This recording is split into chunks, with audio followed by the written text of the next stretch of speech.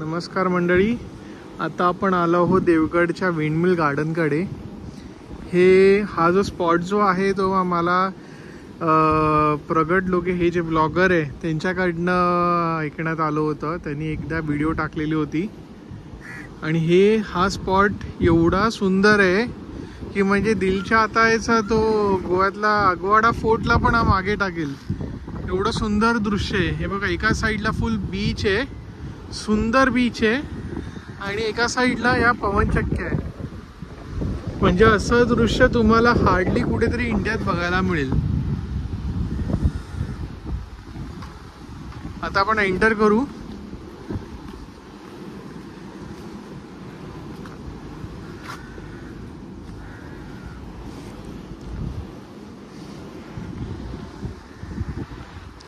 Very वेल maintained garden आहे government कडनं।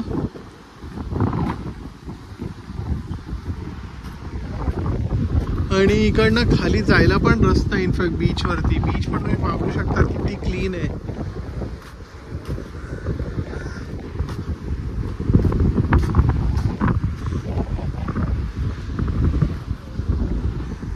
बऱ्याचशा लोकांना हा स्पॉट माहिती नाहीये, त्याच्यामुळे इकडे अशी थोडी जे कचऱ्याच्या बॉटल्स आणि काय काय टाकतात ते इकडे टाकलं जात नाहीये।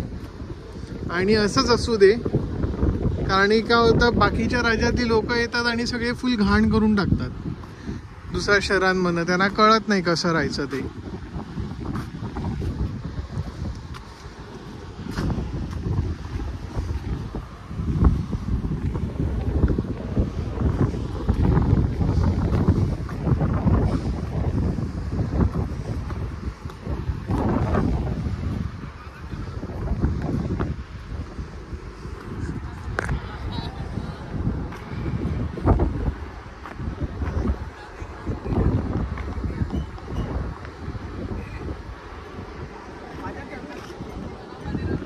आमच्या बाबांना या कोयणी बरोबर फोटो काढायचा आहे। काढला फोटो।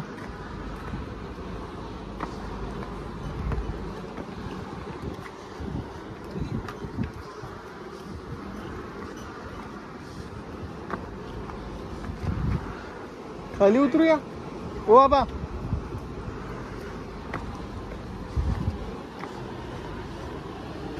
इकडनं तुम्ही पाहू शकता पायऱ्यांनी तुम्हाला खाली जाता येतं।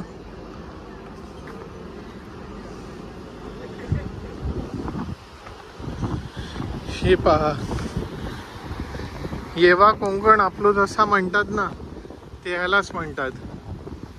एवढं सुंदर दृश्य आहे। अँड आय लिटरली प्रे टू गॉड की हे कोंकण जे आहे आपलं असंच राहावं, निसर्गरम्य। इकडे कुठली रिफायनरी मिल नको येऊ दे, काही नको येऊ दे, फक्त चांगलं पर्यटक स्थळ म्हणून पण कोकण चांगलं राहील।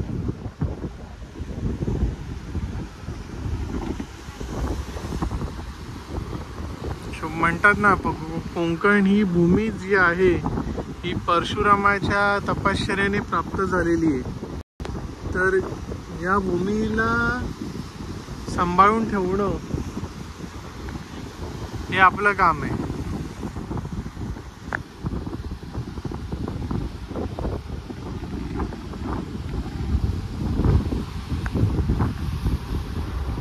God bless Konkan and God save Konkan from migrants from other states. Thank you.